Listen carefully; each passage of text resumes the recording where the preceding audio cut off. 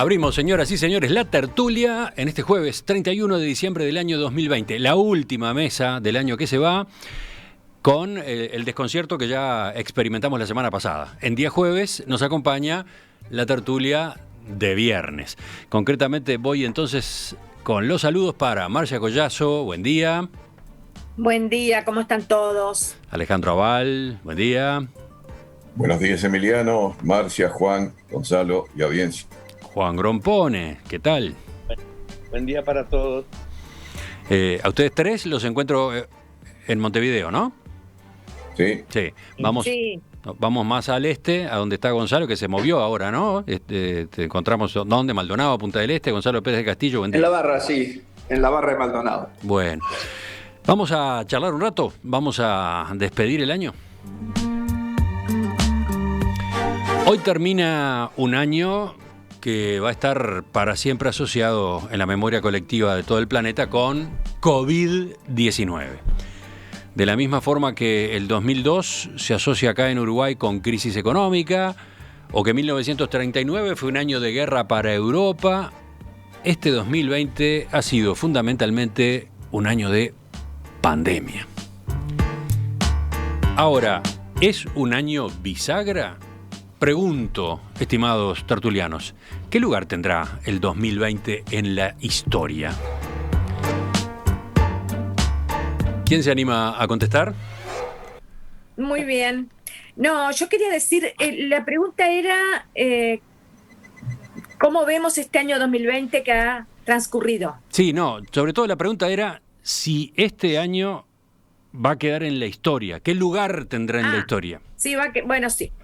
Yo les quiero decir, obviamente que creo que va a quedar en la historia, sin la menor duda, en primer lugar por la pandemia.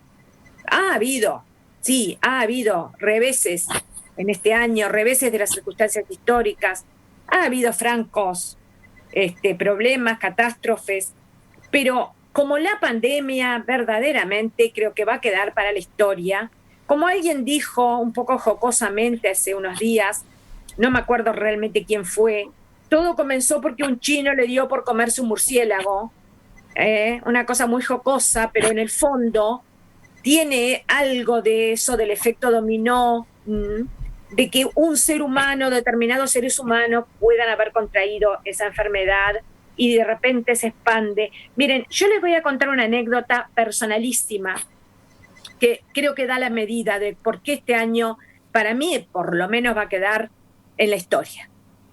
Yo, la pandemia se declaró el 13 de marzo, ¿verdad? Yo cumplo años el 13 de marzo.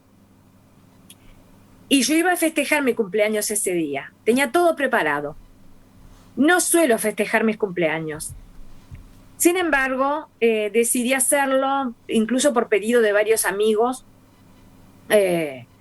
Y desde enero comencé a pensar en ese cumpleaños e inclusive contraté un salón y un grupo de flamenco. Tenía todo, tenía los manteles, tenía absolutamente hasta la mesa de las tortas, las invitaciones cursadas y lo tuve que cancelar, pero lo tuve que cancelar el mismo día. Hasta ahora que estoy hablando, tengo un saldo en la confitería. Qué impresionante esa anécdota. Que lo voy sacando cosas. Todo eso lo cuento en este libro, que ya dicho sea de paso cierro el año mostrándolo. Cuentos de la Peste. Esto es un libro, esto es una antología, ¿verdad? Cuentos de la Peste, editada por Fin de Siglo. Y en este libro, donde hay muchos autores. ¿Algún otro conocido, ¿no? De acá de la mesa puede ser. Perdón, te escucho mal, Emiliano. Yo estaba diciendo Emiliano, no se le escucha directamente. No, creo que no estoy muy segura porque no veo el número, pero creo que son 47 autores uruguayos. Uno de mis cuentos está aquí, se llama Cola de Seda Antigua. Y yo les voy a decir, ese cuento de alguna manera es autobiográfico, ese cuento no es del todo autobiográfico como toda creación literaria, pero en mi caso personal tiene muchísimo. Muchísimo. Cuento ese cumpleaños fracasado y por supuesto cuento cosas que pertenecen a la ficción, pero creo que sí que este año va a quedar para la historia, ¿eh? Después vamos a ir salpicando, pero les quiero contar de otros años terribles en algún momento. ¿Ahora me escuchan un poquito mejor? Sí, ahora sí. Me escuchan con eco, ese es un problema, pero bueno. Yo le decía a Marcia que en ese libro hay alguna otra firma conocida y cercana, no sé, de esta misma mesa, ¿puede ser? Puede ser, sí, puede ser. ¿Cómo no? ¿Cómo no? Ya sospecho quién. Un tal Juan Grompón. Sospechan. Pero miren, y lo leí, no solamente sé que está, sino que lo leí. Bueno, Pero lo leí hace tiempo cuando salió el libro. Juan, ¿tú te acuerdas cuando salió este libro? Hace poquito, pero... bueno, ¿quién sigue? A ver. ¿Quién contesta la pregunta ahora? Julio, por ahí, Julio, me parece. ¿Vamos pasando? Bueno, Julio. Por ahí. Bueno, Emiliano, si me permiten, voy yo para decir que bueno, que el 2020 fue un año con inúmeras cosas que nos cambian la vida a todos. Pero quizás una de las que más sentimos por acá es la del confinamiento, ¿no verdad? Acá y en todos lados, seguramente. Un confinamiento que es fácil un poco más fácil cuando los confinados tienen viviendas amplias o viven quizás en el campo, cuando se trata de matrimonios o de familias numerosas, o de comunidades que hacen vida en común, como ocurre con algunas cooperativas, con algunas comunidades religiosas. Pero un confinamiento que seguramente es muy, muy duro, muy difícil, cuando es en soledad, o casi soledad, cuando es en espacios pequeños que lo hacen casi insoportable, los monoambientes modernos, en los cuales a veces vive una persona sola, o quizás dos. Y bueno, eso creo que ha marcado una diferencia enorme con lo que conocíamos hasta ahora, ¿no? Por supuesto que no es lo único, está la pérdida de los puestos de trabajo por descenso de la actividad económica, una cosa horrible. Hay hogares sin ingresos que deben ser apoyados por la sociedad. La parte buena, la solidaridad que se ha manifestado bastante, no solo, bueno, por las indicaciones del gobierno, como de alguna manera decía Sarlo hace un rato en la radio, sino la solidaridad que distintos actores de la comunidad han puesto en juego. Y por supuesto que es un año de cambios tecnológicos increíbles. No porque no estuvieran ya de alguna manera anunciados entre los iniciados, sino porque ahora nos resulta absolutamente común participar de ellos hasta los más alejados de la tecnología, ¿no? Es increíble, hasta esto que estamos haciendo ahora, y Emiliano, y que nos hemos acostumbrado a lo largo de todo este año, que lo empezamos reuniéndonos y compartiendo una taza de café, y ahora, bueno, pues lo hacemos con mucha naturalidad a través del Zoom, ¿no? El teletrabajo, la teleeducación, bueno, eso, yo que sé, Marcia y yo, por ejemplo, entre los que estamos acá lo tenemos clarísimo. Ha cambiado enormemente, hasta los teledeportes, ¿verdad? Ahora, bueno, uno lo que hace es mirar los partidos de fútbol de Afganistán o de Corea del Norte, o Corea del Norte no, Corea del Sur, o por supuesto Europa en todas las divisionales, porque todo es teledeporte. Y actividades culturales también. Y además lo más notable es que esto va a quedar, o por lo menos me parece, no es algo pasajero. Tendrá algunos énfasis si se arregla todo el asunto de la pandemia, pero aún arreglada la pandemia no tengo dudas de que va a seguir quedando.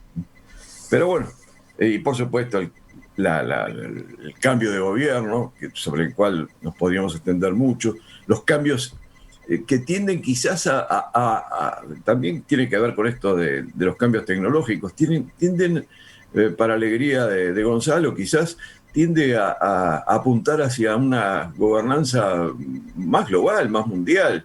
No sé, uno ya se la empieza a imaginar, no solo unas Naciones Unidas testigos, sino unas Naciones Unidas o un organismo similar o parecido que pueda al final, gobernar el mundo entero, ¿no? ¿Verdad? Y por bueno, por una alusión personal, quisiera intervenir. Adelante. la alusión, bueno, si me dejas, termino enseguida, pero creo también que ha sido una época de depresiones por soledad para mucha gente. Depresiones fuertes, ¿no? Porque no es una soledad de 2 días.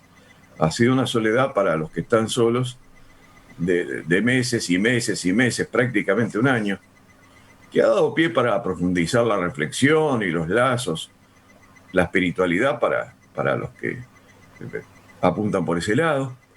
Pero bueno, no sigo hablando porque si no estoy diciendo de todo un poco, Emiliano. Le dejo a Gonzalo, si me permitís, que conteste la alusión al gobierno mundial. A ver si... No, yo vos sabés que antes de que hicieras alusión al gobierno mundial, iba a pedirte una interrupción cuando dijiste que lo de la globalización y la globalización de la tecnología y las comunicaciones, que la gente eso ya estaba bastante consciente, pienso yo, de que la globalización era eso, que tú te podías comunicar, que las tecnologías modernas te permitían hablar con todo el mundo, verlos, etc. Y yo creo que este año 2020 lo que ha dejado patentemente claro es que la globalización es mucho más que eso. Hay fenómenos naturales que en este año 2020 se globalizaron e impactaron a todo el mundo de una manera que nos dimos cuenta, porque el deterioro ecológico, el deterioro del aire, del mar, de la tierra, de la desaparición de las especies, ya nos estaba impactando desde hace mucho tiempo, y los ecologistas lo vienen diciendo, pero nadie les hacía caso. Y yo creo que este virus lo que vino a demostrar es que todo este deterioro ambiental que padece el planeta es un fenómeno, y esta es quizás una de sus manifestaciones primarias, esperemos que no, nos afecta a todos, y que vivimos en este mundo todos juntos, y que nos afecta a todos las cosas que pasan y los deterioros que el mundo sufre. Si el hombre toda la vida luchó por conquistar la naturaleza, ahora ya la conquistó, y el tema es gobernarla, y gobernarla sabiamente, no seguirla explotando, como esos conquistadores que conquistaban, esclavizaban y explotaban. Ahora, muy bien, hemos conquistado la naturaleza y ahora tenemos que aprender a gobernarla. Y yo creo que este es un mensaje fuertísimo, y creo que el 2020 va a ser un año histórico. Va a cambiar a la humanidad, la forma de ver el mundo, y posiblemente, no voy a seguir con eso, pero lo tomo en otra intervención porque quiero escuchar a Juan. Yo creo que posiblemente lleve a una revitalización, a una revalorización del multilateralismo, porque el Estado-nación no puede hacer frente a estas cosas, y al virus menos. Y se ha demostrado claramente. Atención, tertulia autogestionada. ¿Me escuchan ahora? No. Poco. ¿Me escuchan ahora? Sí. ¿Vieron? Para que me escuchen, tiene que ir con eco la cosa, por lo visto. Uy, ahora sacamos el eco también, que es un prodigio tecnológico, uno arriba del otro. ¿Me escuchan? Ahora sí. Perfecto. Bueno, pregunta tal cual está planteada, ¿no? ¿Qué lugar tendrá este año 2020 en la historia? La recuerdo por las dudas, creo que todos de algún modo han aludido a la respuesta que esperamos, pero capaz que podamos poner un poco más el foco ahí. ¿Juan? Bueno, yo quiero referirme a cómo lo recordarán la historia del Uruguay. Bueno. Yo pienso que lo recordará como el año de la creación y la destrucción del concepto de libertad responsable. Este concepto fue creado por la calle Pou y destruido por el lobby político. Y coincido con Oscar Sarlo, que es una excelente elección, eso es decir, el experimento liberal de la libertad responsable fracasó. Pero quiero entrar en detalles de esto. Es decir, por ejemplo, una de las cosas que a mí me ha preocupado, y que lo he hecho a través de mis planillas electrónicas, es cuándo comenzó este brote de la pandemia, ¿no? Es decir, veníamos muy bien con poquitos casos, y luego en determinado momento empezó el crecimiento exponencial, es decir, empezó realmente la primera ola. ¿Cuándo comenzó? Creo que lo he dicho más de una vez. Comenzó, según las curvas, la semana antes de las elecciones municipales. Es decir, que pienso que las elecciones departamentales dieron un mensaje de normalidad muy alto a toda la población, y eso es lo que desencadenó el fenómeno. El mensaje de normalidad ocurrió porque los clubes políticos se reunieron, hubo repartos de listas, hubo pequeños actos y finalmente ese domingo de elecciones hubo 2,5 millones de personas que se movilizaron para votar, inclusive con gran movimiento interdepartamental. Entonces, ese es el momento en el que precisamente todo este fenómeno es el que desencadenó la ola de la pandemia en el Uruguay. Entonces, hay que recordarlo así. Ahora, ¿por qué? Fue un gran error, yo decía, del lobby político, en donde además tuvo particular especial partido la Corte Electoral. Creo que la Corte Electoral es muy, muy responsable del brote este. Y quiero poder decirlo por qué. Es un caso en que se puso la política por encima de la salud, es decir, política y salud pueden ser contrarias. Se aceptó del principio una fecha de octubre para las elecciones municipales, se aceptó a principio de año, en una postergación a una fecha de octubre, sin prever una posible postergación, sin prever que, es decir, como dando por sobreentendido que en octubre todo esto había terminado, ¿no? Entonces, eso quedó como sin la menor... A mí lo primero que me asombró cuando se resolvió la fecha de las elecciones departamentales, digo, ¿y qué? ¿No hay una posible postergación si se descubre que las cosas van mal? Bueno, no, nadie habló del tema.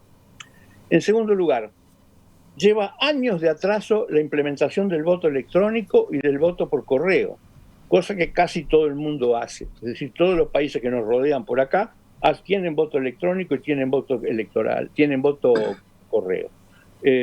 Sin embargo, Uruguay, que se precia de tener un sistema fantástico electoral, no tiene esa mínima modernidad, que hubiera evitado que de repente la mitad de esa cantidad de personas no se hubiera movilizado durante las elecciones municipales. Y entonces de repente tal vez no se hubiera pasado estos límites.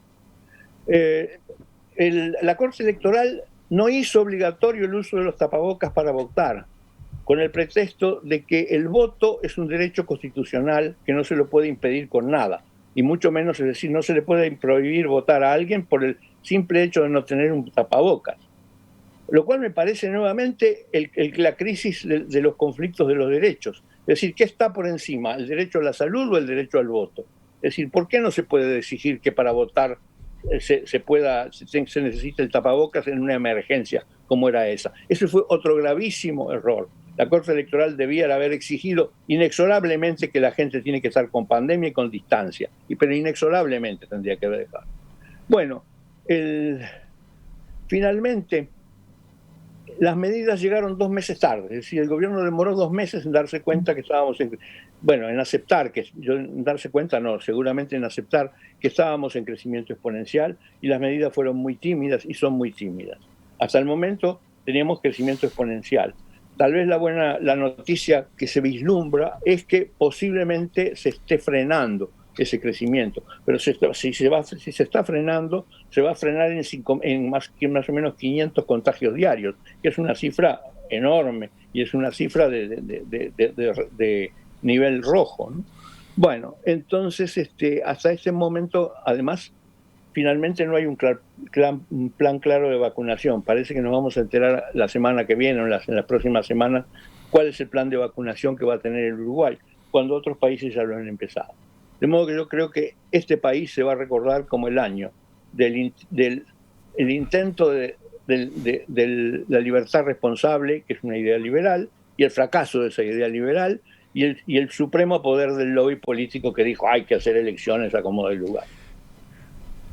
Bueno, me parece claro que hemos tenido en las 4 intervenciones enfoques distintos, complementarios, a propósito de este año 2020. Bisagra o no, ¿cómo queda en la historia? ¿Quieren contestarse entre ustedes? ¿Quieren introducir algún comentario más? Ya ocurrió, de hecho, ¿no? Gonzalo le contestó Alejandro hace un rato, pero Marcia, ¿tú? ¿Por dónde vas? A propósito de lo que acaba de decir Juan, justamente ya venía pensando en citar a Antonio Guterres, el secretario general de las Naciones Unidas, porque me parece que viene muy a cuento, ¿verdad? Es un balance, y no lo dijo ahora, lo dijo hace unos meses. Dijo, esta es una crisis económica y una crisis social, ¿no? Y una crisis humana. que se está convirtiendo rápidamente en una crisis de derechos humanos. Entonces, eso es lo que una crisis de derechos humanos exige un llamamiento a la acción. Y lo dice así, quiero citarlo: para que la dignidad humana y la promesa de la Declaración Universal de Derechos Humanos constituyan el componente fundamental de nuestra labor. Los derechos humanos no pueden ser una idea secundaria en tiempos de crisis. Y ahora nos enfrentamos a la mayor crisis internacional en varias generaciones. Los derechos humanos pueden y deben guiar la respuesta y la recuperación ante el COVID-19. Quería hacer esa cita y cerrarla con esta reflexión. Cuando hablamos de derechos humanos, no estamos hablando de expresiones de buenos deseos. No tienen nada que ver. Los derechos humanos son una protección justamente de lo que se considera que son los bienes básicos e irrenunciables del ser humano. Y obviamente que el derecho a la salud, en este momento, en conjunto y en equilibrio armónico con otros derechos, pero el derecho a la salud es fundamental, es indiscutible. Y me hace acordar de vuelta, ¿se acuerdan que he citado a Florencio Sánchez, no? Bueno, Florencio Sánchez tiene una obra que se llama así, Los derechos de la salud. Interesantísimo, tener en cuenta y revivir a nuestros pensadores y artistas. Pero me quedo con esto, con este mensaje. Es verdad, ensayos liberales, ensayos políticos, ensayos del tipo que sea, que impliquen apuestas de intereses, de ambiciones y de poderes, no pueden ponerse por encima de los derechos humanos. Bueno, a ver, ¿qué dicen los oyentes? Por ejemplo, está el mensaje que manda Teresa: coincido con la visión de que el lobby político arruinó lo bien que veníamos con el control de la pandemia. Ahí, en las elecciones departamentales, fines de septiembre, recordemos, 27 de septiembre, empezó a desparramarse con los asintomáticos. ¿Sí? Lo he conversado con médicos de mi familia y de amistad. Hay una apreciación en ese sentido. Y agrega que el número de contagios diarios no dice nada en sí mismo, lo que importa en todo caso es el porcentaje de positividad, o sea, nuevos casos sobre test, porque depende justamente del número de exámenes realizados diariamente. No es lo mismo 500 en 6 o 7.000 test que en 10.000 test. Sí, esa observación sí es muy importante y muy lógica. Después, María dice que después de las elecciones jugó también el Día del Patrimonio. Pregunta si ese hito no debió haberse suspendido, no debió haberse dejado sin efecto. Vamos concluyendo. Tú, Alejandro, ¿qué decís a propósito de este sablazo que le ha tirado Juan al lobby político, al sistema político? Bueno, en realidad yo creo que las elecciones departamentales, en lo que yo vi, se desarrollaron bastante bien.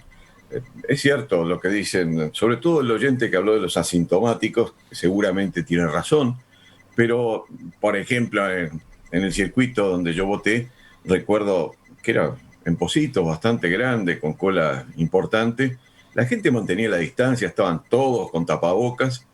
En la mesa estaban con tapabocas y solo te pedían que te lo quitaras para controlar la fotografía que tienen ellos en el registro y después te lo ponías de nuevo. No sé, claro, ese es el circuito ese, ¿no? Está la Marcha de la Diversidad también, ¿no? Que ahí no había tapabocas y eran miles de personas. Y bueno, eso también funcionó, y algún otro acto masivo. Pero si tú me permitís, Emiliano, yo quisiera hacer un comentario referido a los derechos humanos a los cuales se refería Marcia Collazo. Dale. Y es cierto, es una cosa incidental, pero me dejó sumamente mal, no por el hecho en sí, sino por lo que implica toda la movilización que hubo al respecto, lo que ocurrió en la Argentina con la ley sobre la interrupción del embarazo. Porque para mí, eso implica de alguna manera la violación de los derechos humanos de seres humanos.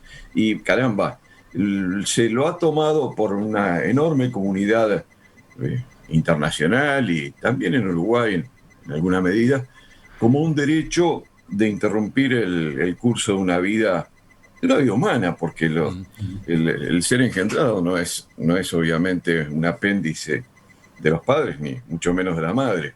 Es un ser humano en desarrollo, y bueno, eso además lleva después a pensar que no hay ningún problema también en suprimir la vida que puede molestar cuando hay seres humanos con deficiencias físicas o psíquicas, o los que, aún aquellos que podrían llegar a tenerlas por ser prematuros, etcétera. Estamos violando los derechos humanos, que además están reconocidos por tratados internacionales ratificados por Uruguay, por ejemplo. Alejandro, yo entiendo. No descarto la importancia del tema que estás incluyendo, pero nos estamos yendo, ¿no? Nos fuimos. La pregunta era otra y casi nos tocaba redondear y culminar el espacio. Me da la sensación de que ese asunto, la votación en Argentina, el impacto que tiene, podemos agendarlo para otro día. Me gustaría que termináramos ahora con quién estaba faltando. ¿Gonzalo? Sí, bueno, yo sinceramente sobre este año 2020 veo mucho más lo internacional que lo nacional y me enfoqué mucho más en eso. Me parece un poco excesivamente dura la responsabilidad que Juan le otorga a la Corte Electoral. Yo creo que la Corte Electoral simplemente no tiene el poder para detener el lobby político al cual él mismo hacía referencia y que creo que sí obligó a esa circunstancia. Pero a mí me da la sensación que en el Uruguay la cosa no se manejó del todo mal y yo no creo que lo de la libertad responsable haya sido un fracaso absoluto para nada. Creo que ha funcionado relativamente bien. Hay países que han tenido medidas muchísimo más estrictas y les ha ido mucho peor. Yo creo que funcionó relativamente bien. Ahora, es un caso del Uruguay. Mucha gente dice que acá la primera ola recién llegó ahora, que antes realmente el virus no había llegado, que es otra, y lo he oído, lo hemos escuchado todos eso. Yo creo que aquí se manejó relativamente bien hasta ahora, y estoy de acuerdo con Juan que en algún momento este asunto de la libertad responsable, pues se tomaron demasiadas libertades y se podría haber evitado y se podría haber funcionado mejor. Pero para mí este año no lo podemos ver solo como localmente, porque si hay una cosa que esto indica es la universalidad de estas cosas, cómo nosotros formamos parte de un mismo planeta y que todos somos responsables de que las cosas funcionen. Y no podemos seguirnos mirando el ombligo, porque esto te está diciendo en la cara, nosotros acá tenemos una responsabilidad compartida con el resto del mundo y tenemos que buscar nuevas formas de gobernanza de esto en todos los sentidos. Y esto simplemente es un llamamiento. Y yo sinceramente creo que el 2020 va a ser un año que va a cambiar la mentalidad del ser humano y de cómo se relaciona con el mundo en general y con el medio ambiente. Ya continuamos. Enseguida volvemos a la tertulia de los viernes, la de este jueves 31 de diciembre de 2020.